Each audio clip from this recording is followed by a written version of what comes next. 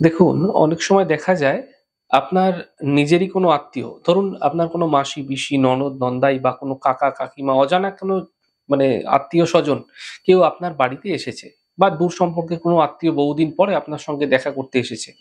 দেখা যাচ্ছে যেই আত্মীয় আপনার বাড়িতে এসছে তারা চলে যাওয়ার পরে আপনার ঘরে বা আপনার স্বামী-স্ত্রীর মধ্যে একটা ঝগড়া শুরু হয়ে যায় বা নানা অশান্তি লেগে যায়।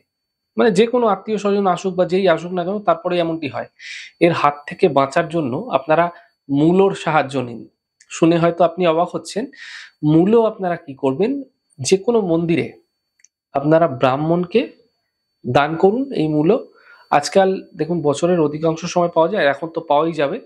যদি আপনি এ ধরনের কোনো অশান্তি লক্ষ্য করছেন আপনার গৃহে, তাহলে মূলো কাউকে খেতে দিতে পারেন, কোনো গরিব মানুষকে দিতে পারেন, কোনো ব্রাহ্মণকে দিতে পারেন, কোনো মন্দিরে দিতে পারেন। সপ্তাহে যে মঙ্গলবারটি পড়বে প্রতি সপ্তাহে, সেই মঙ্গলবার দিন করে এই প্রক্রিয়া আপনারা করতে থাকুন। বেশ কয়েকটি মঙ্গলবার করুন।